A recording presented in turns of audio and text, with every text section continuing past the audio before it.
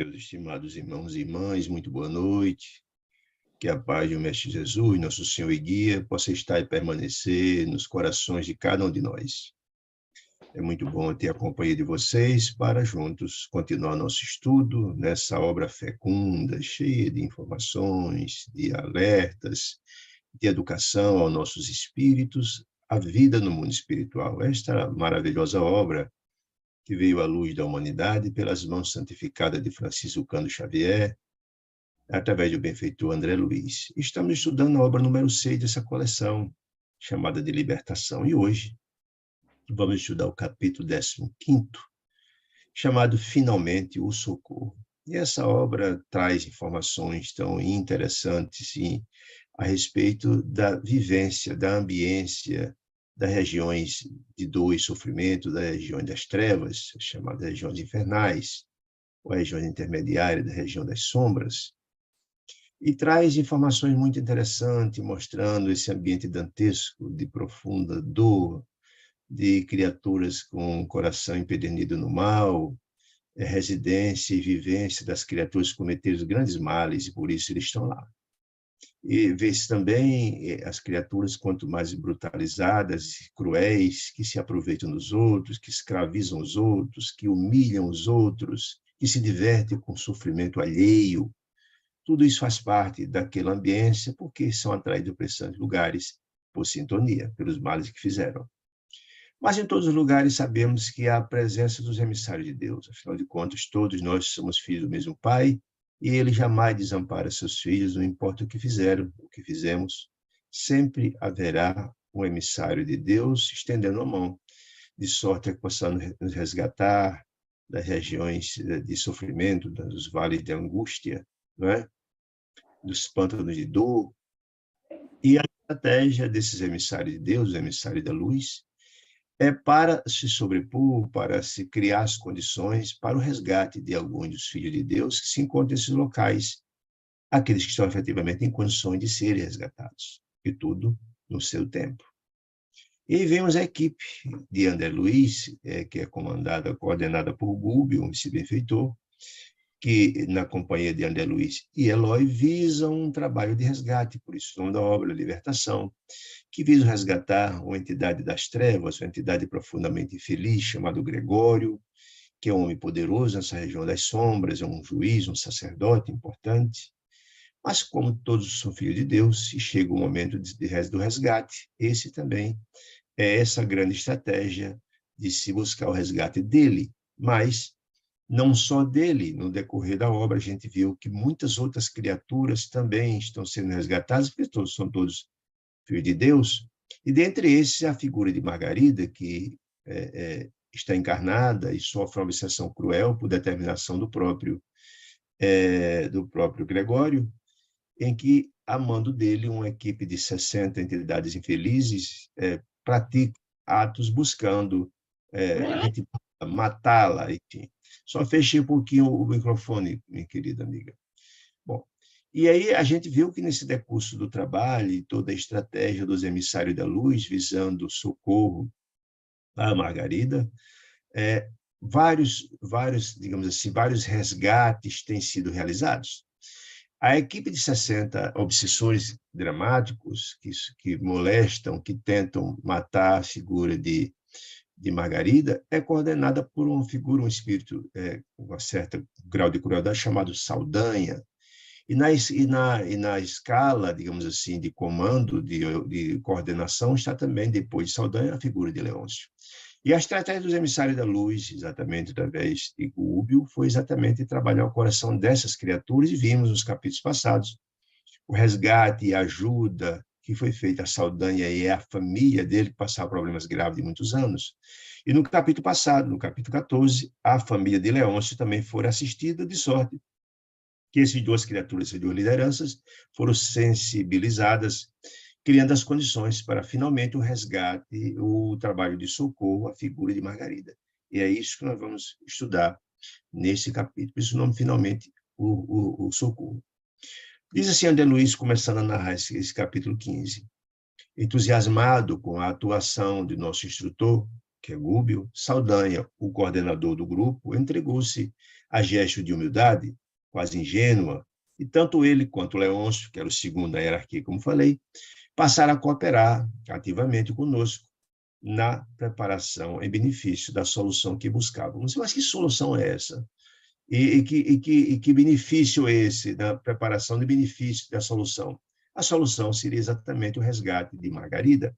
Então, eles que coordenavam todo o grupo, depois de sensibilizados pelo gesto de amor profundo, de assistência amorosa de Gúbio, as famílias de Saldanha e Leôncio passaram de adversários a cooperadores por uma questão de reciprocidade, porque eles lutavam muitos anos buscando socorrer as famílias e encontrar exatamente essa ajuda nesse emissário de amor, nesse emissário de Deus, que era exatamente a figura de Gúbio. Né? Então, passaram pela gratidão imensa a ser aliados, porque foram tocados em seus corações que, efetivamente, o amor é o caminho que busca a renovação e a transformação. Ambos, Saldanha e Leôncio, solicitaram continuidade do mesmo quadro, ambiente, para não acordarmos contra nós, desavisadamente, a fúria das entidades ignorantes que se mantinham em posição contrária a nós. O que significa isso? Saldanha e Leôncio, que coordenava esse grupo de 60 entidades, dentre os quais algumas dezenas de ovoides que estavam ligados ao perispírito de Margarida, né? Para não chamar a atenção e não dar a ideia da conversão, porque se o grupo de criaturas infelizes compreendesse que Saldanha e Leôncio estariam cooperando, iria avisar imediatamente a Leôncio, iria avisar imediatamente a Gregório, e a fúria de Gregório se viria de forma brutal.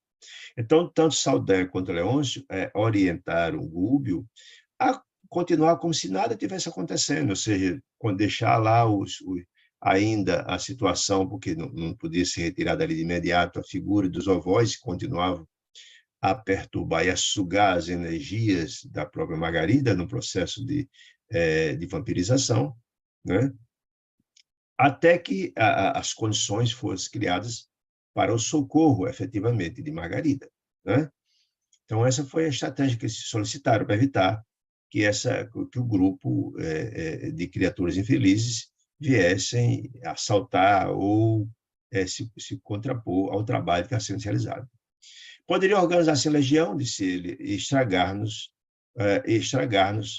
os melhores projetos este que passa efetivamente pelo resgate de Margarida. Deixa eu só ligar aqui o ventilador para o meio quente.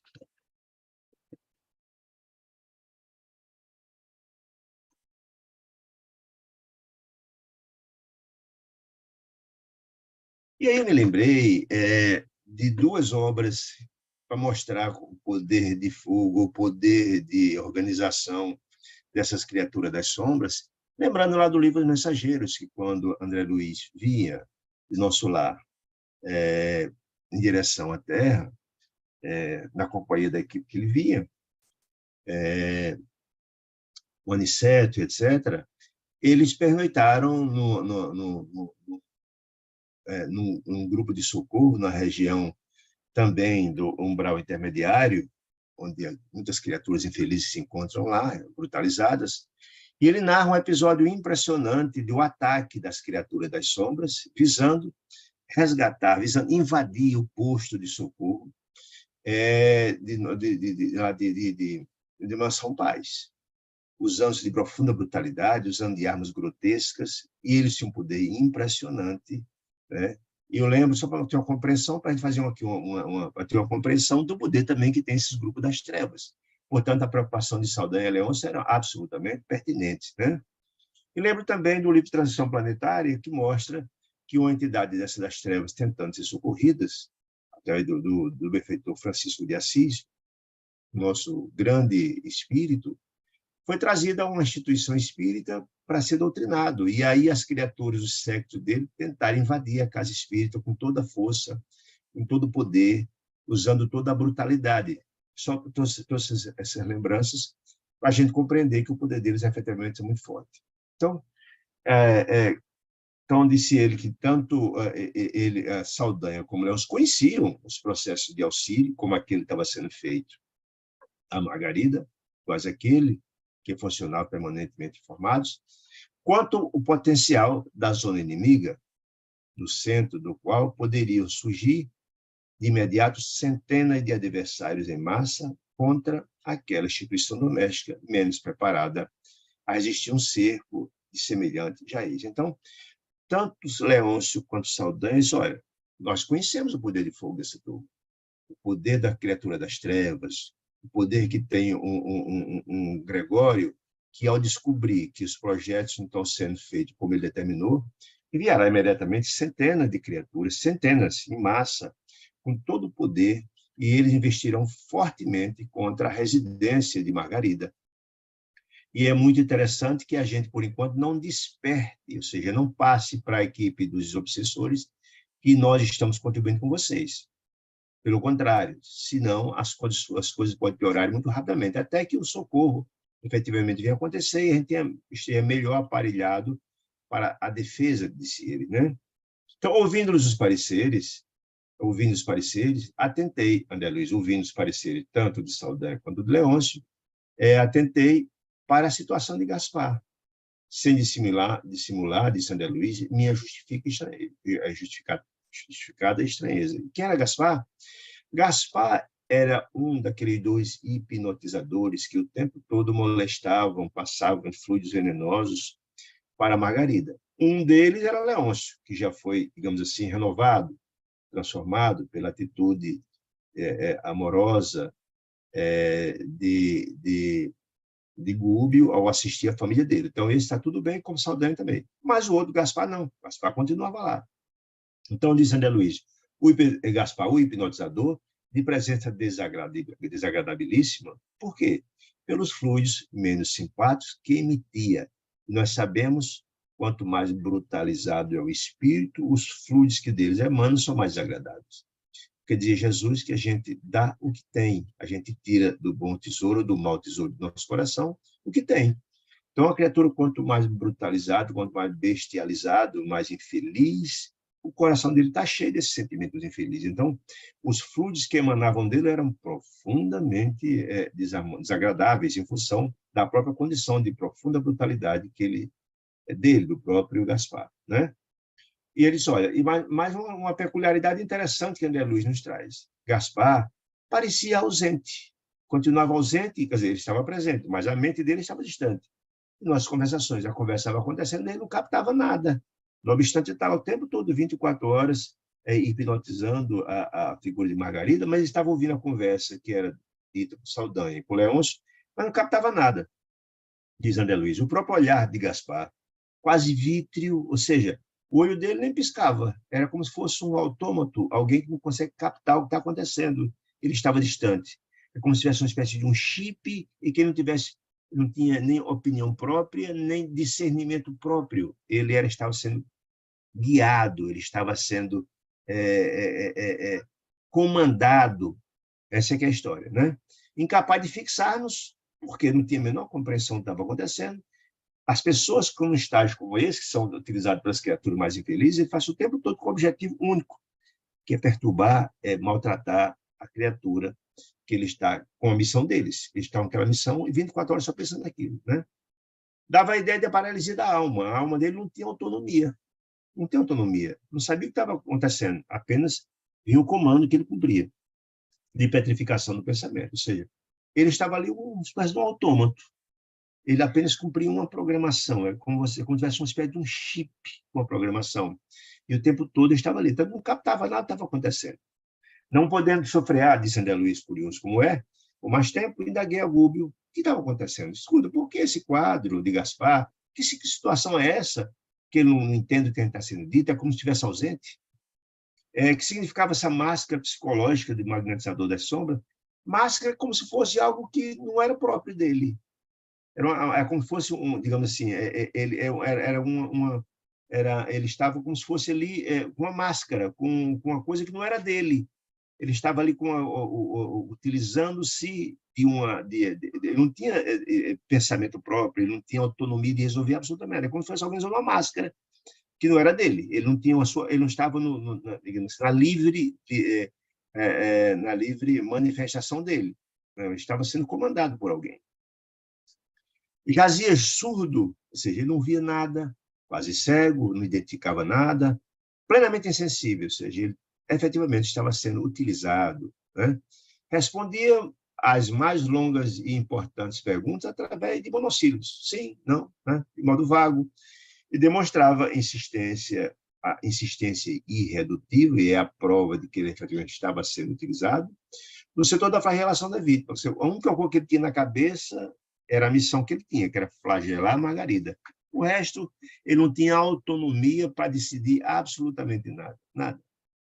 Então, Gúbio explicou, dizendo ele, agora, liberto de cuidados, Gúbio, agora liberto de cuidados, que liberto de cuidados? Ou seja, ali diante dele já tinha a aquiescência tanto de Gregório, tanto de Leôncio, quanto também de Saldanha, então estava mais tranquilo desses cuidados, da preocupação de falar, esclareceu ele. André, há obsessores marcadamente endurecidos, é o caso de Gaspar, de corações que se petrificam, quando sob a influência de perseguidores ainda mais fortes e mais perversos que eles mesmos, ou seja, são escravos.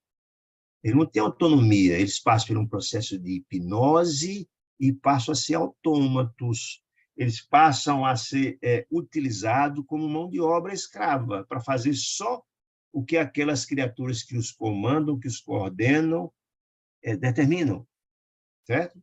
Inteligências temíveis das trevas, disse Gúbio, absorvem certos centros perispirídicos do perispírito de determinadas entidades que se revelam pervertidas e ingratos ao bem e utilizam-nos essas entidades como instrumentalidades, eles são subjugadas, são escravos, são autômatos, na extensão do mal. Ou seja, essas criaturas que já são líderes das sombras potencializam em muito o seu poder utilizando dessas criaturas que são escravos, que são mão de obra, são instrumentos deles. Os instrumentais são instrumentos dele, que potencializam o poder deles, poder que essas criaturas têm de comandar, de coordenar centenas e milhares de criaturas, como o próprio Gregório, que tem aquele grupo de 60 lá que ele comanda, são assalariados dele. Ele faz o que quer com aquelas criaturas. Quem vai ousar descumprir, né?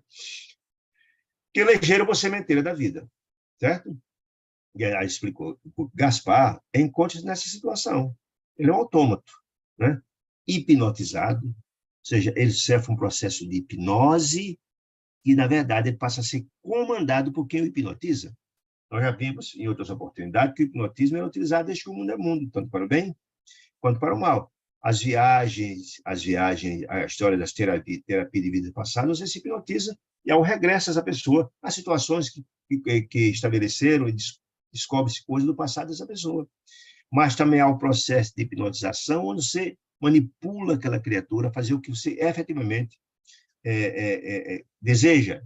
É o poder das criaturas das trevas que utiliza da forma como lhe apraz, né? Então, hipnotizado por senhores da desordem, anestesiado pelos raios entorpecentes, fica anestesiado, não tem autonomia de nada, perdeu Gaspar transitoriamente, temporariamente, portanto, a capacidade de ver, não consegue enxergar, nem ouvir, nem sentir com elevação, nada. Ele apenas ouve o tempo todo a determinação da equipe de Gregório, do próprio Gregório, para fazer aquilo que era molestar, flagelar a figura de Margarida até a sua morte. Demorava, assim, aflitivo para o pesadelo. Quem? Gaspar, pesadelo, porque ele ficava aquela ideia passando o tempo todo, não tinha autonomia para nada. A maneira de um homem comum, dentro do qual a dilaceração ou a flagelação de Margarida se lhe torna a ideia fixa, obcecante. É como falei, como fosse um chip. E essas criaturas sofrem profundamente que ele não tem autonomia para pensar nada. Esquece que tem família, que teve filhos, que teve pai, que teve amor. Não. O tempo todo, 24 horas, ficam naquele pesadelo sem fim, um sofrimento atroz, né? Mas não poderá, perguntou André Luiz, reintegrar-se na posse dos sentidos naturais, ou seja, voltar a ver, a ouvir, a ter autonomia? Pergunta é essa. Inquiri, perguntou. Aí Google respondeu, pode, perfeitamente. O magnetismo é uma força, disse ele, universal. Desde que o mundo é mundo, ele existe, que assume a direção que ditamos, tanto para o bem quanto para o mal. E lembra, vocês estão lembrados desse mesmo livro nesse mesmo livro, daquele capítulo, daquele julgamento que aconteceu naquela cidade estranha, que era comandada um setor por Gregório, daquela senhora que cometeu homicídio com o marido e com 2 crianças, filho dela, que, usando o processo de hipnose, o juiz hipnotizou ela e transformou-a numa loba, né, no processo de licantropia, a transformação do perispírito, através do seu sentimento de culpa e com o poder magnetizador daquela entidade poderosa, transformando numa loba. Então, é isso, o poder da hipnose é um poder muito forte. Então, respondendo a pergunta que foi feita por André Luiz, ele pode modificar? Ele pode. Passes contrários à ação paralisante restituí-lo-ão à normalidade. Ou seja, se ele foi hipnotizado, ele pode passar por um processo de deshipnose, se o nome correto é isso. Ou seja, isso pode ser retirado. Está hipnotizado, mas pode, desde que crie as condições para tal. Tal operação, portanto, disse Gubbio, contudo, exige momento adequado. Ou seja, não é uma coisa singela. Esse trabalho de hipnose, para ser retirado, é preciso ser feito no momento certo e no local adequado, com a quantidade de pessoas certas para utilizar, digamos assim, um remédio adequado, a quantidade de energia suficiente para, digamos assim, para quebrar essa espécie de encanto que fora feito através da hipnose. A necessidade, disse Gubbio, no caso semelhante de Gaspar, de recursos regeneradores, para regenerar, fortalecer, intensivos. Ele vai precisar, porque o perispírito está todo lesionado, para restaurar, regenerar, né? Suscetível de serem encontrados esses recursos regeneradores junto a serviços de grupo em que a colaboração de muitos, não é uma coisa singela, não, né? É um passe de mágica, não. Se entrosa em favor de um só, ou seja, é preciso a doação de muitos fluidos, de muitas entidades, encarnados e desencarnados, com esse propósito. Portanto, tem que ter um local e a ambiência adequadas, criar as condições para isso acontecer. Não é uma coisa simples, né? Quando necessário. Nesse instante, disse André Luiz, Saldanha abeirou-se de nós e pediu instruções. A Gubbio, disse ele, meu benfeitor, disse ele, com reverência, compreendo que demonstrar de pronto a nova situação seria atrair sobre nosso esforço terrível reação de quantos passarão a vigiar-nos desapiadosamente. Ou seja, ele volta a defender aquela ideia que o ideal era continuar como se estivesse acontecendo, continuar o trabalho de ainda sobre Margarida, do Gaspar aplicando as suas energias, seus fluidos negativos, também o processo de vampirização com os ovós, continuar, até que criasse as condições para o resgate pela melhora, afinal de contas, de Margarida. Porque, se não acontecesse isso, certamente seria denunciado a essa situação e chegaria certamente aos ouvidos de Gregório, que mandaria sua equipe com toda a ferocidade, com o propósito de resgatar, de dificultar ou de inviabilizar aquele socorro a Margarida, né? Saldanha explicando isso, né? Então, Gubbio disse assim, a nova situação, certo? Seria, então, atrair sobre nosso esforço terrível reação, quantos passarão a vigiar-nos desapiedadamente. Defendendo a ideia. Com franqueza, vejo-me num campo novo, disse Saldanha com muita humildade, e desconheço o caminho por onde começar. Ou seja, ele estava sempre do lado de lá, do lado dos obsessores, do lado dos grotescos, do lado das sombras. E assim, eu não tenho experiência disso. Eu queria saber o que fazer. A pergunta foi nesse sentido. Então, o interpelado atraiu com bondade, disse Saldanha. Sim, disse Gubbio. Sim, Saldanha, você está certo. Permanece bem inspirado, você está certo. Devemos continuar do jeito que está para não despertar a atenção das criaturas das sombras. Estamos fracos, disse ainda, para batalhar em conjunto. Ou seja, O que ele quer dizer isso? Nós não temos condições, da forma como está, para lutar contra esse monte de criaturas das sombras. Se porventura chegar aqui centenas dele, não temos condições ainda de evitar de que o ataque deles, né? Entretanto, não tenho nenhuma dúvida disso, de que Gúbio sabia de que falava, porque Gúbio não está ali fazendo um trabalho fruto da mente dele. Ele tem todo um suporte da equipe de luz que trabalham no resgate de Margarida e em todo o conjunto. Além de Matilde, a mãe de Gregório, que dá todo o suporte, tem toda uma equipe espiritual que o tempo todo Gúbio está em consonância com eles, e certamente as condições para a proteção daquele ambiente estão postas. Mas a preocupação externada por Saldanha, que não tinha experiência nisso, foi... Gúbio achou interessante a preocupação dele, né? Disse ele, estamos fracos, tá? Aí disse, então, é indispensável que Margarida alcance melhoras positivas antes de tudo, ou seja, nós precisamos, antes de que efetivamente Gregório descubra a situação, de que, na verdade, a gente tem que encontrar melhoras para a Margarida. Por gentileza, só deixa o microfone, por favor. Né? Então, isso, olha, é fundamental que Margarida encontre as melhores, que ela melhore o quadro dela, se fortaleça, antes que, efetivamente, Gregório descubra a situação e mande a equipe dele fortemente com o propósito de evitar o resgate. Né? Então, disse Gúbio, fique tranquilo, Saldanha, fique tranquilo, aguardemos a noite, que nós vamos preparar todo o trabalho de assistência a Margarida durante a noite. E até lá, permanece do jeito que está, para não causar, para despistar a equipe de Gregório, para evitar que ele desconfie. Espero situar o caso, disse Gúbio, em algum núcleo de amor fraternal. Que caso? O caso de Margarida. Encontrar o socorro necessário para a melhoria da condição de saúde dela, para livrá-la do jugo das criaturas das sombras que o tempo todo estavam sugando as energias dela no processo de vampirização, e o próprio Gaspar aplicando o processo de hipnose sobre ela. Muito bem. Até lá, disse Gúbio, convém aguardarmos o ambiente doméstico sem alterações. Mesmo porque, disse Gúbio, olha que coisa interessante, Gaspar, aquele magnetizador, é outro doente. Se Margarida é doente, ele também é, exigindo especial atenção. E aí é muito interessante a gente observar o olhar dos emissários de Deus, o olhar dos emissários da luz, ou seja, a preocupação ali de Gúbio não se circunscrevia a Margarida, que fora filha dele no passado, e que estava passando uma situação dramática de dor e angústia. Não, ele estava preocupado não só com ela, mas estava preocupado também com um obsessor grave, que era o Gaspar, que estava hipnotizando ela o tempo todo. Estava preocupado com a situação dela.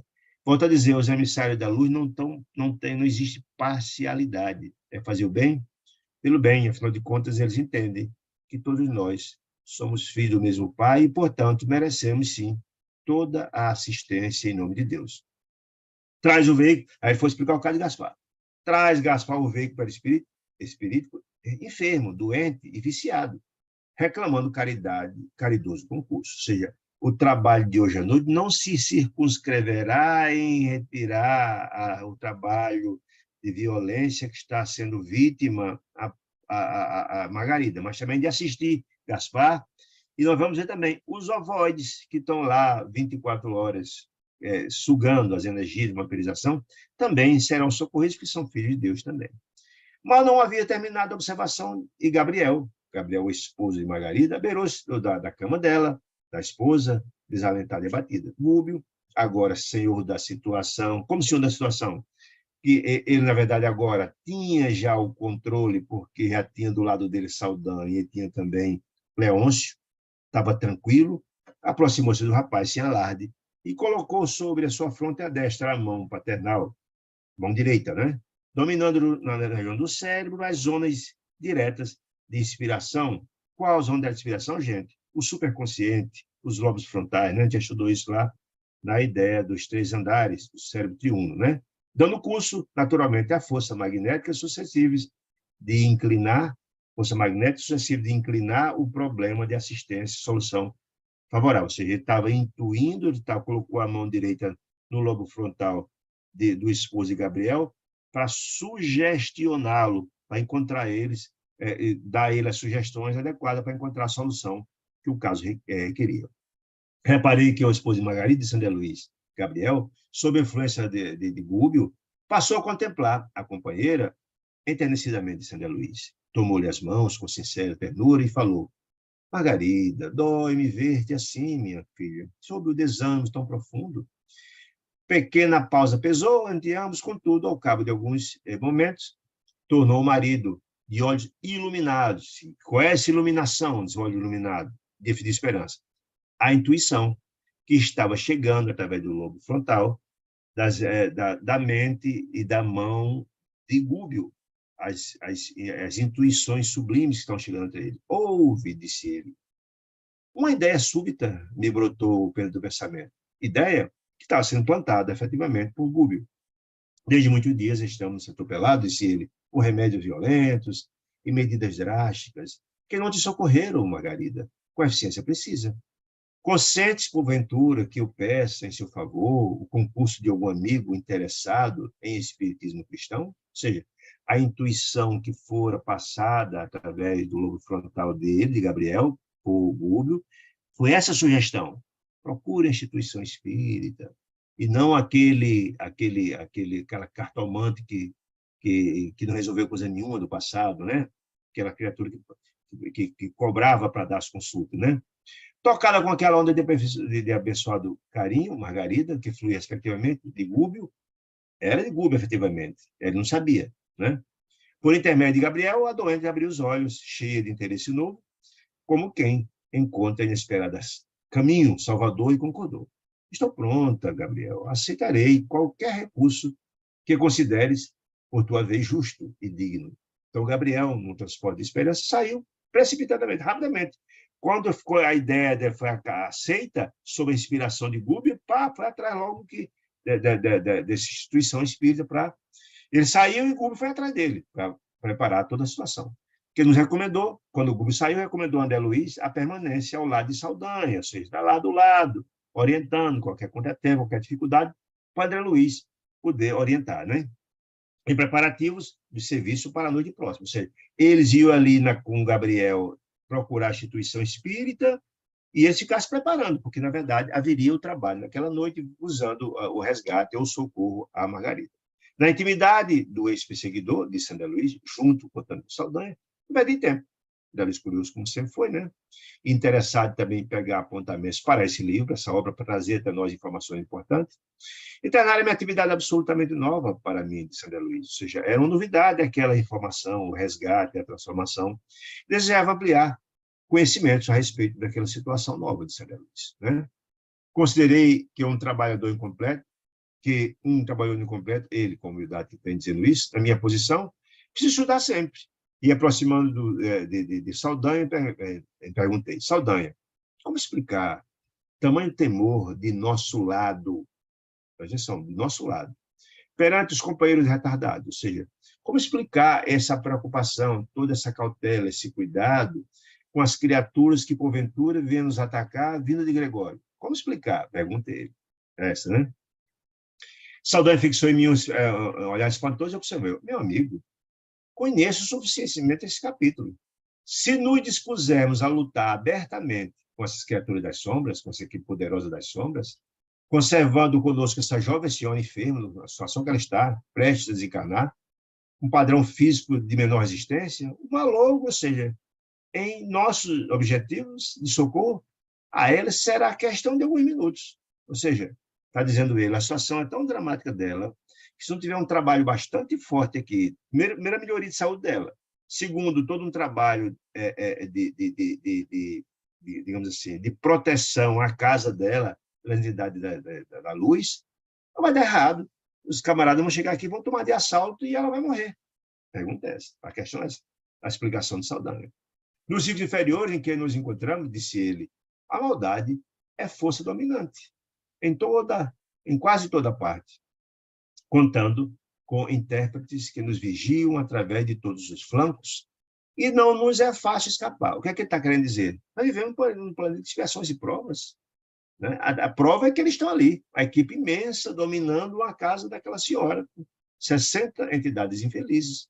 Diz, olha, numa situação como essa, o mal sempre prepondera. Então, se tu não tiver cuidado, não vigiar bastante, olha, nós seremos fácil, nós estamos sendo vigiados o tempo todo, eles vão descobrir rapidinho. Se tu tiver o cuidado adequado, se preparar todo o processo de defesa, não vai ser fácil escapar, não. Explicando ele, né? A pergunta de André Luiz, né? Disse ele, ó, para combater o mal e vencê-lo, disse Saldanha, urge possuir a prudência, o planejamento, o cuidado e a abnegação dos anjos. Ou seja, e aí nós vemos que, na verdade, o trabalho, quanto mais elevados são as entidades espirituais, mais planejamento acontece. Não existe improviso entre as criaturas da luz. E ali não era diferente. Entretanto, Saldanha não tinha muita compreensão, porque nunca participou de um resgate dessa natureza. Mas ele disse, olha, para a gente sobreviver a essa investida da turma de Gregório, nós temos que ter muita prudência, muito cuidado no planejamento e abnegação dos anjos, e muito resguardo e muita proteção. Do contrário, não vai dar certo. De outro modo de ser, ele é perder tempo e cair em defesa, sem defesa, e em perigosa armadilha das trevas. Olha, a turma é perigosa, não é brincadeira, não. Que André Luiz, mas por que tanta preocupação? Por que tanto medo? E ele está explicando a André Luiz essa questão toda. Então, ele diz que Saldanha ficou olhando no quarto para evitar que alguém da equipe dele ouvisse alguma coisa, para evitar denunciar, assim certificasse que não estavam sendo ouvidos por adversários comuns, e conseguiu. Olha, disse então Saldanha, eu mesmo, André Luiz, logo depois da minha vinda, logo depois da minha desencarnação, fiz tudo para fugir do mal, mas em vão. As velhas orações por mim aprendidas no recesso do lar da minha casa antes de encarnar, que o tempo não conseguiu de tudo em meu espírito, as orações que o tempo não consumiu de tudo em meu espírito, articuladas essas orações que fiz por minha própria boca, pareceram sarcasmos cruel dos inimigos do bem. E por quê? Quer dizer, quando eu desencarnei, fiz oração, a turma me cercou, a Trindade das Sombras, fiz tudo para evitar fugir do mal, mas não teve jeito. Ou seja, porque efetivamente ele não tinha se transformado. Aquelas orações não traduziam, digamos assim, nenhuma grandeza espiritual. Era uma espécie de uma escapatória, e o processo não acontece assim, ninguém se transforma de uma hora para outra. Não adianta você querer imaginar que vai colher sem plantar. E, efetivamente, não foi o caso de Saldanha. Durante a vida dele, ele teve uma vida, não teve uma vida de resguardo, de transformação e renovação, fez sua reforma íntima, e achava que só o fato de ter lançado mão de uma oração, de uma prece, ia resolver toda a situação de proteção deles. As entidades infelizes vinham aqui, vinham fazendo a prece e ficaram rindo de mim. Né? Em verdade, disse Saldanha, pensamentos menos dignos me povoaram na cabeça. Ou seja, fazia prece só da boca para fora, mas o coração dele estava cheio de sentimentos infelizes. Pensamentos menos dignos, quando eu fazia prece, vinham e criavam sintonia com a entidade das sombras. Portanto, não resolvi nada. E aí eu me lembro muito bem do livro Voltei, psicografado por Chico Xavier, que fala que quando o Dr. Bezerra de Menezes estava levando Frederico Figner, com a equipe, saindo e passaram do umbral, chegar na ponte que dividia exatamente os dois planos espirituais, saindo da região do umbral, para passar para a região dos menos felizes, e tinha uma quantidade imensa de criaturas das sombras lá na fronteira, fazendo de tudo para que eles não passassem. E o fato de ter um ali que cometeu um fato grave, que já tinha sido reparado, foi colocado na cabeça dele, e ele quase não consegue passar. Então, precisa um trabalho de Dr. Bezerra de Menezes e equipe de orações, etc., para anular as energias deletérias postas lá. Então, é a mesma ideia, certo? O vigiar e orar, a necessidade nossa de fazer nossas renovações, nossas transformações. Não pode ser só algo artificial. Por isso, Saldanha, olha, foi em vão, eu fiz lá uma prece, mas o pensamento meio dia estava na minha cabeça. Mas a vontade de melhorar-me era sincera em meu coração, disse ele. Esforcei-me de alguma sorte, reagi quando pude. Todavia, Meu impulso, olha a informação, meu impulso para o bem legítimo era, no fundo, um sopro frágil à frente de um turbilhão. Ou seja, é que está dizendo assim, a minha ideia de renovação era muito incipiente diante daquele vendaval imenso. Era um sopro, um pequeno sopro, nem vento era, um sopro pequeno, frente daquele tufão das sombras, e eu não tive força, disse ele, não tive força. Ou seja, ele não tinha efetivamente trabalhado o seu coração, não tinha feito sua reforma íntima, não tinha os valores. O coração dele estava vazio de ações no campo do bem, do amor e da fraternidade. Ou seja, havia, o espírito dele estava desnutrido para poder, digamos assim, se contrapor aquele tufão, aquele vento forte.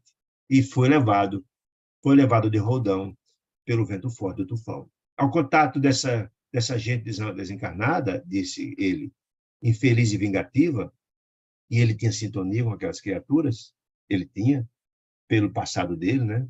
Perdeu o resto da compostura moral que procurava debalde sustentar. Ou seja, naquela hora ele tentou sustentar, mas não teve jeito, porque tinha sintonia com aquele ambiente, com aquelas criaturas, que o coração dele ainda estava cheio daquele sentimento de sintonia. Aí ele disse essa frase fantástica, disse Saldanha, se a alma liberta do corpo de carne, os espíritos encarnados, não se encontra amparada em princípios robustos de virtude, santificantes, ou seja, se ele não tem esse alicerce, é como aquela casa construída no leito do rio. Na primeira enxurrada, ela vai ruir. Isso é importante. Ele quer dizer isso em outras palavras, né? Então, se o complicado não se encontra parado em princípio robusto de virtude santificante, não é só ter esses princípios, só ter, não. É preciso ter sentido esses princípios e ser vivido, ter prática. A prática e o sentimento vivido, ou seja, feito a reforma, a transformação, ter o coração cheio de valores morais e verdadeiros, né? É quase impossível sair vitorioso das ciladas escuras que nos amam. Quer dizer assim, nós vivemos um planeta de expiações e provas, aqui o mal prepondera. E para vencer as armadilhas das sombras é preciso ter um coração robustecido, de amor, de sentimento de grandeza. Entretanto, objetivei, entretanto, objetei, não será essa atitude mero reflexo, de André Luiz perguntando a Saldanha, da ignorância insustentável? E Saldanha admite que sim, disse ele, né? Modificado, surpreendendo uma clareza da argumentação. Então, ele ficou surpreso com algum esclarecimento e com os argumentos e o conhecimento que Saldanha estava mostrando ter, né? Todavia, não desconheces que a maior dificuldade não nasce da ignorância em si mesmo, diz Saldanha, mas de nossa dureza de coração, contrária à capitulação indispensável. Que capitulação é essa, gente? A adesão aos ensinamentos trazidos por Jesus de Nazaré. A capitulação, ou seja, a transformação, ter essa compreensão, assimilar, se assenhorear dessas informações e vivenciar. Por isso que tem esse sentimento, essa virtude tem que ser sentida e vivida. É fundamental. Não é só ignorância, mas você não aderiu e não colocou esse sentimento no seu coração, né? Aí ele disse essa frase fantástica. A sabedoria, disse o próprio Saldanha, golpeia a insciência, ou seja, a ignorância, a sabedoria. O sábio. A ignorância diante da sabedoria não é nada. A bondade, quem tem a bondade verdadeira no coração, humilha a perversidade. A perversidade não tem nenhum poder diante do bom. Não tem. A perversidade só encontra eco nos corações infelizes, cruéis e brutais. Né? O amor verdadeiro, segundo ele, cerca o ódio em um círculo de ferro. Prende o ódio. O amor é o sentimento inquebrantável, capaz de vencer. O ódio. Então, quem tem a bondade, o amor, a sabedoria, disse ele. No entanto, aqueles que são surpreendidos no campo da inferioridade, que com o coração cheio de felicidades, manobram contra o bem. Aqueles que só têm felicidade, ódio, sentimento infeliz no coração, liberam contra o bem deliberadamente. 1000 armas de despeito, de calúnia, de inveja, de ciúme, de mentira, de discórdia, provocando perturbações e desânimo. O que é que ele quer dizer com isso? Eu desencarnei numa situação de imprevidência. Eu não tinha o coração fortalecido, não tinha a virtude sentida e vivida. Portanto, o mal me pegou. Eu tentei, mas não tive como sair. Ou seja, ele tinha uma fé vacilante, não era verdadeira, não estava ele fortalecido, né? Assimilando-lhe a palavra tão fortemente esclarecida, André Luiz dizendo, admirado, com desenvoltura e aceito, me assombrava, ponderei, mas teu próprio caso não é exemplo vivo? Perguntou então André Luiz a Saldanha. Mas seu caso é um exemplo vivo? Que você se converteu, se transformou? Espanta o cabedal de comentários de inteligência, André Luiz comentando com ele. Você é um cara inteligente, de nenhum modo poderás ser ignorante. Não, você não é ignorante. Ah, disse então Saldanha, inteligência não me falta, leitura também não. Tenho conhecimento, mas só tenho conhecimento e sou inteligente. Eu estou positivamente informado com relação aos deveres de ordem geral que me compete. Ou seja, eu não sou desconhecedor dos informes de Jesus, das informes, não. Mas faltava-me até então, contudo, a companhia de alguém que conseguisse mostrar-me a eficiência e a segurança do bem, no meio de tantos males. Ou seja, o que é que ele quer dizer com isso, gente? O conhecimento ele tinha, mas não estava pronto ainda, tudo no seu tempo. Se a gente tinha um conhecimento teórico, mas não tinha um conhecimento prático, foi preciso passar toda a angústia e a dor ensina a gemer, já diz no popular. Passou toda a angústia da família, da esposa, da nora, que suicidou, do filho, foi injustamente condenado, passou num processo de enlouquecimento, e aí, enfim, encontrou a luz através de Gúbio e renovou-se. Então, ele estava pronto. Quando, na verdade, Igúbio, quando se colocou para ir com ele até o hospício, sabia que ele estava pronto para eclodir. Tem aquela frase fantástica de André Luiz, quando o trabalhador está pronto, aparece o trabalho. Né? Então, ele estava pronto para se renovar. Imagina, disse ele, quando eu estou dizendo, Saldanha, imagina esfomeado, alguém está morrendo de fome, a ouvir discurso. Discurso de barriga? Não, é preciso ter a prática. Não é só ouvir. Quem está com fome precisa de alimento. Alimento, no caso, o pão do espírito. Né? Acredita que as palavras lhe satisfaçam as exigências do estômago? Não. Quem está com o estômago esfaimado precisa de pão, de comida. No caso dele, era o pão do espírito, era o socorro que precisava ele e a família que estava numa situação dramática, de penúria e de sofrimento imenso. Isso foi precisamente o que me ocorreu, disse ele, ou seja, eu estava esfaimado, eu estava num sofrimento imenso e o socorro veio. O pão espiritual me chegou no momento certo e no socorro, na beleza do amor trazido através do benfeitor Gúbio. Então, preocupado com a esposa, disse ele, era fome de amor, preocupado com a esposa e a nora, ambas desencarnadas, a nora suicida, a esposa numa situação de dramaticidade, as duas vampirizando o filho, desencarnado, em terrível desequilíbrio. Atormentado o filho louco, no hospício, sendo vampirizado pela esposa e pela nora. E a neta em perigo, a menina, né? A menina que estava sendo Lia, que estava sendo perturbada sexualmente, ou tentando por Alencar, o irmão de Margarida, que a gente já viu isso, né? E a neta em perigo. Não havia espaço mental na minha cabecinha, em minha cabeça, para simples louvor a teorias salvadoras. Não havia espaço. Porque eu estava faminto do pão do espírito. Só palavra não resolveria, eu preciso ir à prática. Então, o benfeitor Gúbio disse ele, no entanto, demonstrou-me que o bem é mais poderoso que o mal. Na prática, foi lá e resgatou minha esposa, minha nora, meu filho, minha neta. Isso para mim bastou. A saciedade, ou seja, a fome de amor, do pão espiritual que ele estava necessitado. Tanto colocou, mostrou ele estava preparado, pronto, e veio efetivamente o pão que ele efetivamente ingeriu e transformou-se, né?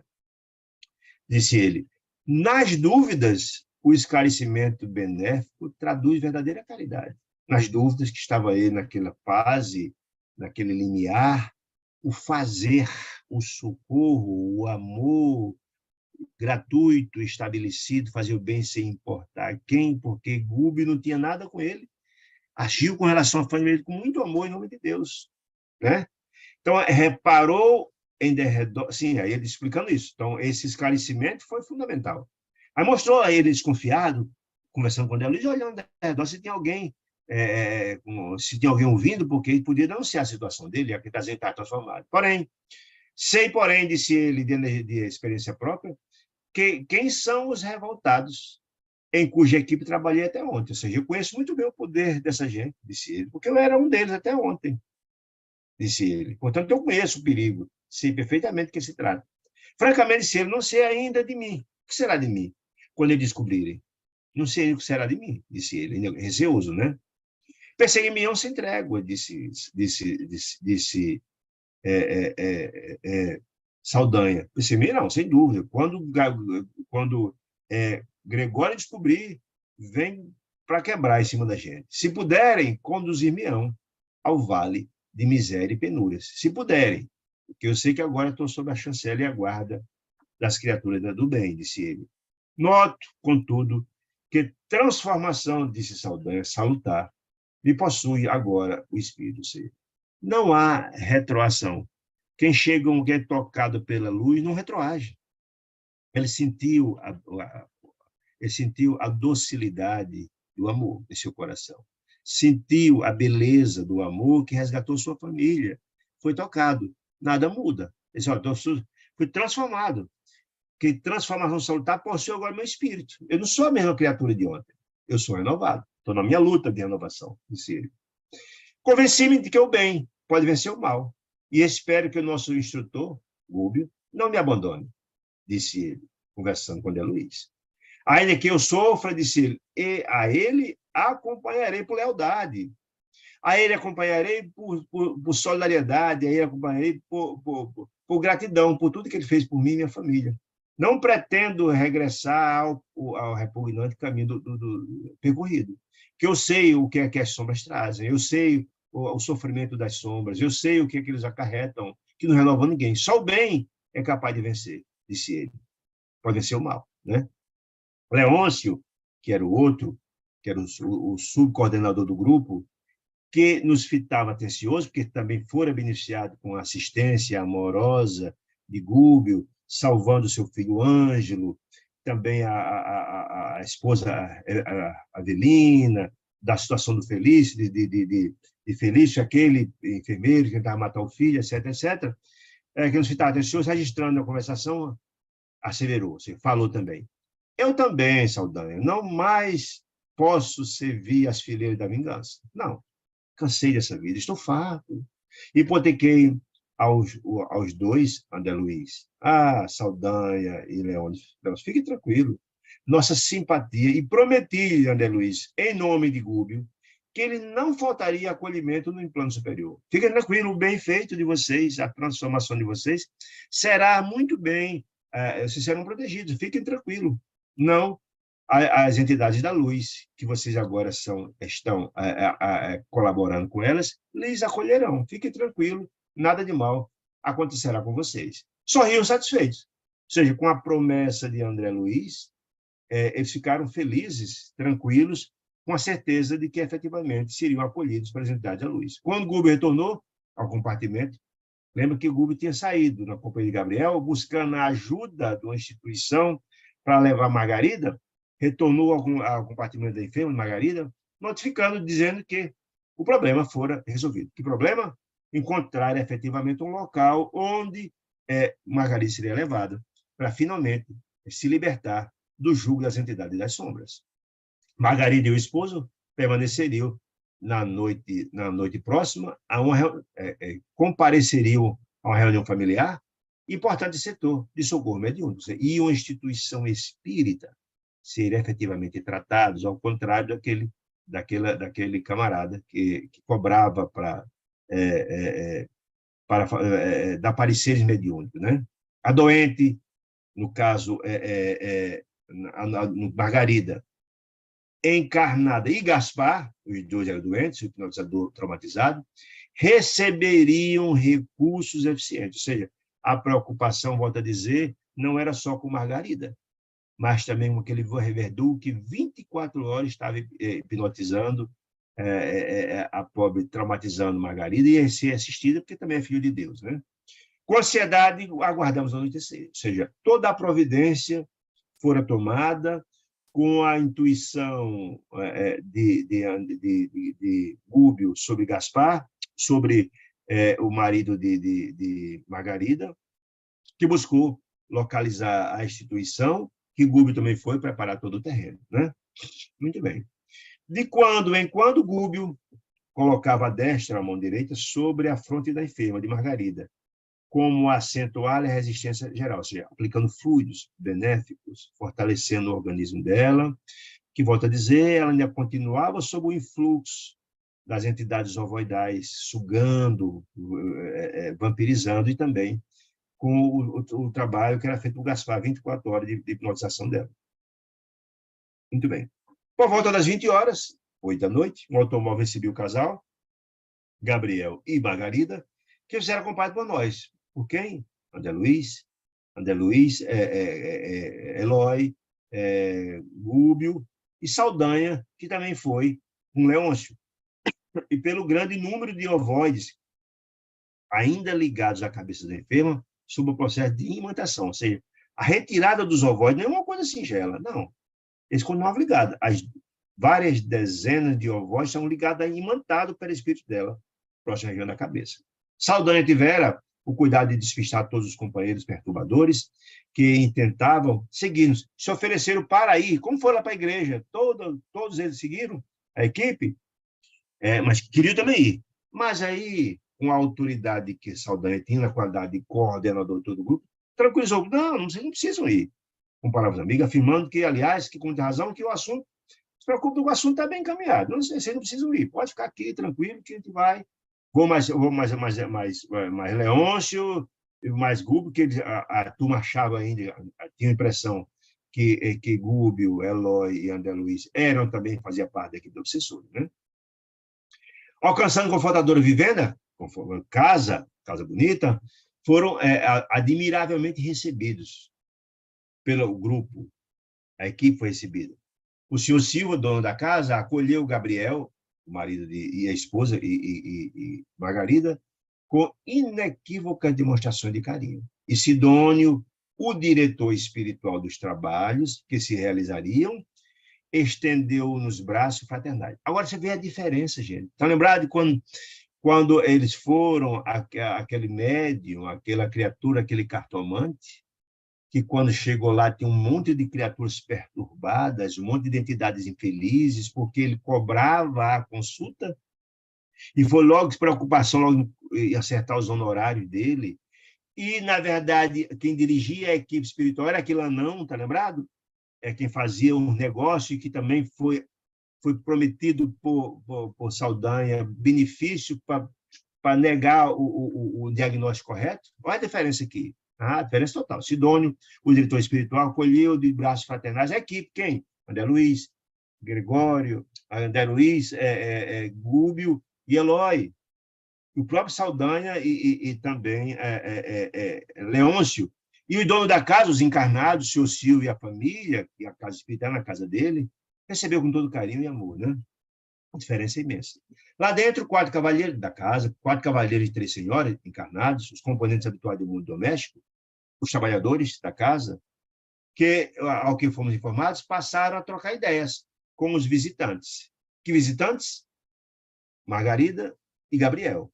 Receberam com muito amor e reanimando, conversando, orientando, e dando carinho, e dando orientações, até que o relógio indicasse o momento exato para o serviço à noite, quando começar a sessão mediúnica. A indagação de Gúbio, Sidônio, que é o diretor espiritual, é quem comanda o lado de lá da... Nós já vimos em André Luiz isso, gente. Toda instituição espírita, nós temos a equipe materializada aqui, os médiuns, o doutrinador, e do lado lá tem uma equipe, um coordenador com toda uma equipe espiritual, que dá todo o suporte, e normalmente é muito mais volumosa do que a equipe de encarnados, né? A negação de Gúbio, Sidônio esclareceu. A pergunta de Gúbio, Sidônio esclareceu, o diretor espiritual. Nosso agrupamento produz satisfatoriamente, ou seja, produz bem aqui no campo do bem. Entretanto, poderia levar a efeito muito mais ampla colheita, vai muito mais bem do que fazemos hoje, de bênçãos, se a confiança no bem e no ideal de servir dos encarnados trabalhadores fosse mais dilatadas, fossem maiores em nossos colaboradores do plano físico. Ou seja, se tivéssemos uma equipe, a turma é boa, a equipe da Casa Espírita é boa, mas se tivéssemos uma equipe de colaboradores, tivesse uma fé mais robusta, mais forte, vontade de servir determinada, poderíamos colaborar muito mais. Sabemos de si ele que é instrumentalidade, sabemos que é instrumentalidade, o instrumento, porque, na verdade, o médium é um instrumento, entre os dois planos, é essencial a qualquer serviço. Ou seja, sem a ferramenta adequada, não podemos ser úteis, ou mais do que nós poderíamos ser. Porque, na verdade, nós precisamos do médium. Se o médium não apresentar as condições, ou os próprios trabalhadores que dão suporte, a pessoa não entende. Às vezes tem um médium que incorpora e tem os médios que dão toda, que doam energia. São médios de sustentação, que doam ectoplasma, que fazem a prece, que ajudam no trabalho todo. E se a equipe fosse cada vez mais comprometida, podiam atingir coisas muito mais interessantes, disse ele. Né? Aí diz aqui, o braço, disse Sidônio, é intérprete do pensamento, ou seja, é através do braço que o pensamento da entidade espiritual comunicante prescreve, passa as informações da psicografia. O operário é complemento do administrador, ou seja, a empresa não funcionaria só com administradores, então os funcionários que execute. É a mesma ideia. O aprendiz é veículo do mestre, ou seja, sem pessoas para aprender, o mestre não terá muito o que fazer. Então, há uma dependência. A equipe espiritual, por mais que deseje fazer o bem, mas ele depende dos encarnados, quer dizer isso. Sem companheiros encarnados, se ele, que nos corresponda aos objetivos da ação santificante, como estabelecer a espiritualidade superior na coxa da Terra? Ou seja, há uma necessidade. As entidades venerandas desejam muito fazer o bem, mas estão na limitação de encontrar os trabalhadores adequados. É importante a gente entender isso, gente. Médio tem muitos. Mas quais eles são efetivamente vigilantes? O André já mostrou isso lá no livro Obreiro da Vida Eterna. Quantos médicos têm conhecimento? Mas quantos Chico Xavier, Divaldos, conhecemos? Poucos. Só tem ele mesmo, né? Muitos desses médios não têm a vigilância e a grandeza necessária e terminam caindo.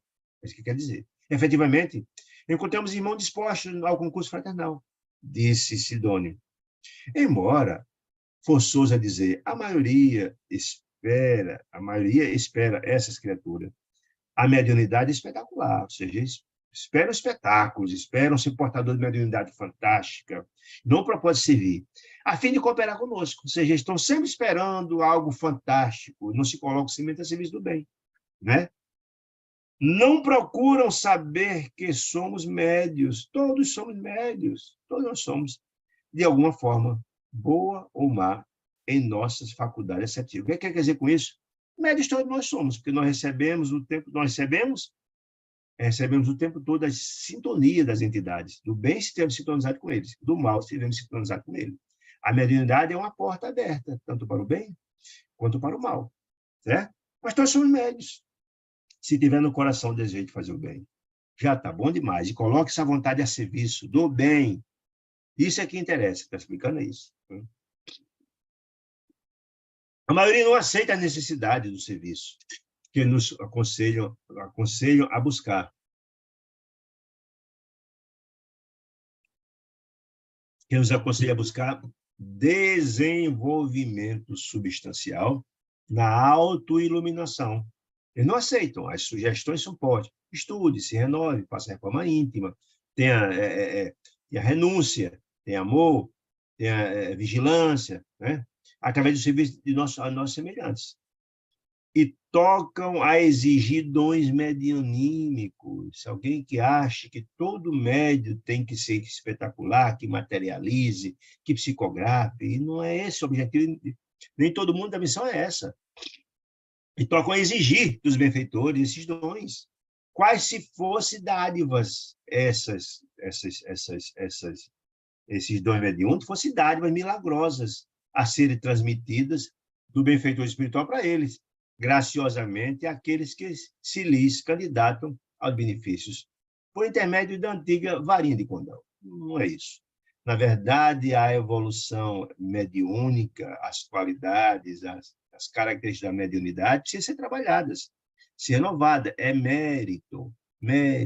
Ninguém consegue, digamos assim, desenvolver a mediunidade se não tiver mérito. É um processo. Não é possível colher sem plantar. E muitas pessoas imaginam, uns apressados, imaginam que o processo evolutivo vai acontecer sem a reforma, sem a renovação. Isso não existe. É preciso se esforçar, se transformar para conquistar. A felicidade é uma conquista, e a mediunidade, o desenvolvimento mediúnico está pela conquista, pela transformação continuada e determinada e contínua. Né? Foi Dulce Dante explicando. Esquecem-se que a mediunidade é uma energia peculiar a todos. Todos temos, em princípio, todos somos médios, em maior ou menor grau de exteriorização. Energia essa que se encontra subordinada aos princípios de direção, para o bem ou para o mal, e da lei de uso, se eu utilizo para o bem ou se utilizo para o mal. Essa, eu, na verdade, passo a ter sintonia com os benfeitores ou com os malfeitores, dependendo da direção que eu venho andar. Ou do uso que eu faço dessa mediunidade, para o bem ou para o mal, como aquele médium que vendia a mediunidade, fazendo um mau uso, e a direção para o mal, assumindo graves compromissos, né? Essas criaturas que utilizam a mediunidade para o mal vão responder por isso com certeza, né? Tanto quanto a enxada, mesmo jeito, a enxada, que pode ser mobilizada para servir, para cavar a terra, arar a terra e trabalhar, ou para ferir. Você pega a enxada e maltrata alguém, machuca com ela, é um instrumento usado indevidamente, conforme o impulso que a orienta, a mediunidade ou a enxada, melhorando sempre, quando em serviço metódico no bem, ou revestindo essa enxada de ferrugem, asfixiante, destrutiva, se utiliza para o mal, quando em constante repouso. Se você não utiliza a enxada, ela vai ferrujar. Se você utiliza para o bem, você vai aperfeiçoar. A enxada vai estar mais, estará cada vez mais em condições de sucar a terra, de cuidar da terra, de arar a terra. É isso. Nossos amigos, disse Sidônio, não percebem o valor de uma atitude desassombrada e permanente na fé positiva. Ou seja, se você fizer o bem pelo bem, fazer o bem sem importar quem, como dizia Jesus, é a caridade, é o amor em movimento. Se você tiver essa fé e colocar de forma desassombrada, nunca faltará a assistência dos emissários da luz, serão ao seu lado, nunca, nunca. Dentro do caminho louvável, haja o que houver, você estará no bem, trabalhando bem. E não obstante cuidarmos, disse ele, nós, os benfeitores, cuidarmos devotadamente da crença deles, dos médios, estimulando, orientando, quando em sono, vai lá e leva para o curso, e ajuda, e orienta, com a mesma ternura, nós médicos cuidamos deles, da crença deles, com a mesma ternura consagrada pelo lavrador vigilante, a plantinha terra inicial, nova, que encerra a esperança do porvir, ou seja, o lavrador cuida da plantinha, põe a água, põe o adubo, porque se você tiver todo o cuidado, ela vai no futuro dar bons frutos. Também o médium. Então, os benfeitores trabalham a crença deles, cuidam, ajudam com ternura, orientam, né? Mas nós estamos no livre-arbítrio. Ninguém pode obrigar. Basta que... Mas, ó, esse mesmo, a gente cuida, ajuda, orienta, mas basta que espíritos perturbadores ou maliciosos os visitem, esses médios sutis, a maneira de Melros no arrozal. Melros é aqueles paparrões que vai lá comer o arroz, né? O pássaro. E lá se vão os germes superiores, que eles confiamos incessantemente no sol do coração. Ou seja, a gente trabalha, conversa, orienta os médios, mas basta no sono as criaturas das sombras lá botar coisa na cabeça deles, e eles terminam se envenenando, porque não fizeram a reforma íntima, porque não tem ainda o coração voltado para o bem verdadeiramente. Isso que está explicando isso, né? Sidônio explicando. De um instante para o outro, duvidam de nosso esforço, do esforço dos benfeitores espirituais. Duvidam. Quando a entidade das sombras vão lá colocar essa dúvida na cabeça deles, botar coisa minhoca na cabeça deles, né? Então, eles duvidam do esforço dos benfeitores espirituais, quando envenenados, né? Desconfiam deles mesmos, médios, que não tem, ele acha que ele não tem condições de fazer o bem. Fecha os olhos ante a grandeza das leis de Deus que os cercam nos ângulos da natureza terrestre e as energias mentais, disse ele, desses médios, que deveriam centralizar na construção ativa e santificante do bem, as energias fortalecidas para praticar o bem e santificante, com vistas ao aprimoramento próprio deles médios, são desbaratadas essas energias mentais, quase que diariamente, pela argumentação mentirosa de espíritos ingratos e menos permeáveis ao bem. O que é que ele está querendo dizer com isso, gente? Nós vivemos num planeta de expiações e provas, portanto, o mal ainda prepondera, e toda vez que tem alguém buscando a luz, haverá sempre a oposição da turma das sombras para evitar que você passe a ser um braço da luz, que materialize a luz, que esteja a serviço da luz e do bem. E muitos de nós somos influenciados, não obstante, está pegando isso, não obstante toda a assistência dos benfeitores, nossos amigos espirituais, nossos anjos da guarda, como diz a doutrina católica, muitas das vezes a gente deixa levar pelo ouvido mercador ao bem e somos envenenados. Explica isso. Verificando espontânea parada, aventurei, mas a considerar. A referência que o senhor está dizendo, Sidônio, o diretor espiritual da equipe, abrange um grupo assim tão harmoniosamente constituído como este aqui da Casa do Senhor Silva? Será que é um conjunto organizado sob propósitos tão sadios, de guarida, fácil, à força deprimente, ou seja, que ouça um grupo como esse aqui, que seja influenciado por entidade das sombras? Então, Sidônio riu e disse, infelizmente sim, coletivamente considerando, reúne-se agora esse grupo aqui, de trabalhadores, reúne-se agora sob esse teto amigo, essa casa espírita, e procuram-nos a companhia espiritualizante, quando está aqui. Isso, porém, acontece 6 horas por semana, mas 168 horas de cada semana, quando a gente se afasta, deixa se envolver nas suaves radiações de paz, enquanto conosco é uma maravilha, deixa se envolver pelas nossas suavidades de radiação de paz, de alegria, do bem, do bom ânimo e da esperança, registrando as vibrações edificantes, das quais desejamos fosse eles nossos portadores, medianeiros, mensageiros, permanentes nossos, e seguros, na esfera vulgar de nossa luta. Ou seja, nas 6 horas que está aqui que a gente influencia, é uma maravilha, está tudo bem, recebe, que é uma beleza. Né? Todavia, disse Sidônio, tão logo se encontram a pequena distância de nossas portas, quando eles saem da instituição espírita, aceitam ou provocam milhares de sugestões sutis, diferentes das nossas. Aceitam das entidades infelizes que vão lá tentar desviar do caminho. Aceitam ou mesmo provocam com suas atitudes infelizes. Né? Nós vimos isso lá atrás, no livro Obreiro da Vida Eterna, naquele curso de médios, vocês estão lembrados, quando foi visto lá. Quando na casa espírita é uma maravilha. Quando sai, as entidades voltam e grudam com eles, influenciam. É a mesma coisa que está dizendo aqui. Choque de pensamentos adversos ao nosso programa. Choque dos pensamentos. A gente manda um pensamento de luz, de amor, e eles recebem das entidades das sombras. Nosso programa, nascido da mente de encarnados, do convívio que a grande maioria dos encarnados ainda são criaturas perturbadas, infelizes, afinal de contas, são um planeta de expiação de prova, ou de desencarnados, vergastam-nos sem piedade. Ou seja, tudo aquelas informações postas vão de água abaixo, boa parte delas. Raro, disse ele, disse Sidônio, raros se capacitam de que a fé representa a bênção. Desculpem.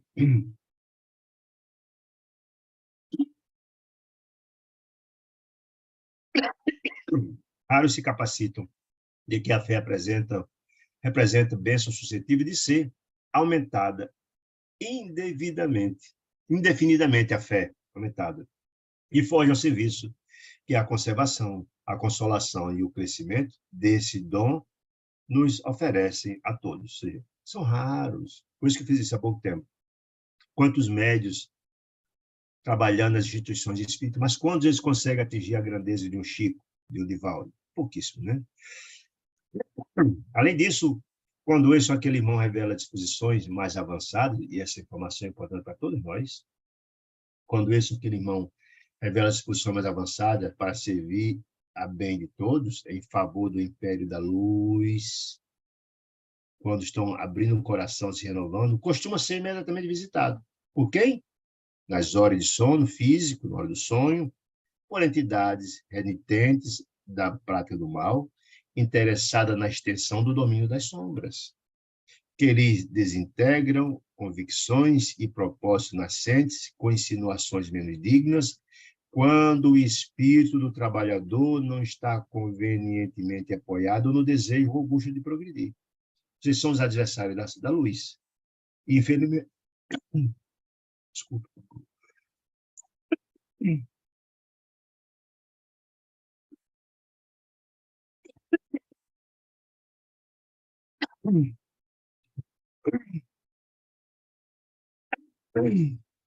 Progredir. Redimir-se e marchar para a frente. Estou saindo de uma gripe e a tosse está me pegando para valer. A exposição era muito interessante, disse André Luiz, e tudo faria benefício de mais amplas elucidações sobre esse assunto, da interseção das criaturas e das sombras, né? Mas o relógio marcava o momento da nossa cooperação ativa e pusemos-nos em forma. Que cooperação ativa é essa que André Luiz poderia dar? Certamente doando fluidos, certamente fazendo trabalho de sustentação, para que o trabalho de obsessão acontecesse a contento daquela noite, certo? Para os trabalhos da reunião, que congregava, olha a importância da informação, 9 pessoas terrestres, ou seja, 9 trabalhadores encarnados, 21 colaboradores espirituais se movimentavam em nosso ciclo de ação, ou seja, quase o triplo de trabalhadores desencarnados dos encarnados. Já vimos isso várias vezes em André Informação, que o número de criaturas envolvidas no trabalho espiritual da instituição espírita, os encarnados é muito maior do que os encarnados. É uma equipe muito maior, o trabalho é gigante do lado de lá. Gúbio e Sidônio, Gúbio, diretor do grupo, carregado do resgate de Margarida, e Sidônio, o diretor espiritual da casa, em esforço conjugado, efetuaram operações magnéticas ao redor de Margarida, aplicando fluidos, desligando finalmente os corpos ovoides, as várias dezenas que estavam atuantes, estavam sugando as energias dela pelo processo de vaporização. E esses ovoides foram entregues a uma comissão de 6 companheiros que os conduziu cuidadosamente e apostam com isso. Veja que informação interessante. Ou seja, a preocupação dos benfeitores espirituais não só era em socorrer e assistir Margarida, não. A preocupação era com Gaspar, o hipnotizador, a preocupação era com os ovoides, aquelas criaturas que perderam o corpo perispiritual, foram retirados, socorridos e foram encaminhados para os postos de socorros espirituais, que são filhos de Deus também. E Deus jamais abandona qualquer dos seus filhos. Importante entender isso. Logo após, enquanto a prece, a oração, que sempre faz parte de um trabalho como esse, a oração e os estudos evangélicos, normalmente, quando está se desenvolvendo um trabalho como esse, é feito preces, a leitura do evangelho, né? E os estudos evangélicos se faziam ouvir dentro das contribuições de nosso ciclo, que é do ciclo de espíritos, grande cópia de força neurica e fluidos, com a devida compensação em fluidos revigoradores de nossa esfera, foi extraída através da boca, narinas e mão dos assistentes encarnados. Força essa que Gúbio e Sidônio aplicaram sobre Margarida e Gaspar, no evidente intuito de restaurar-lhe as energias perispiríticas. Veja só, gente.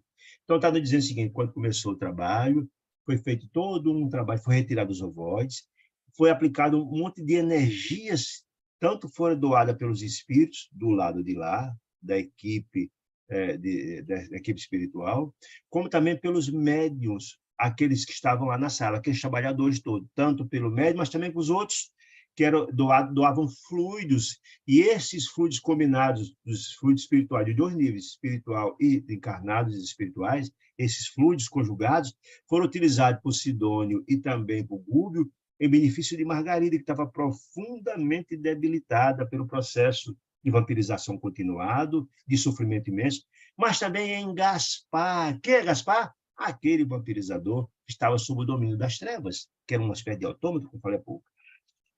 No evidente intuito de restaurar-lhes, tanto de Margarida quanto de Gaspar, as energias do perispírito. Os dois estavam lesionados, lembra?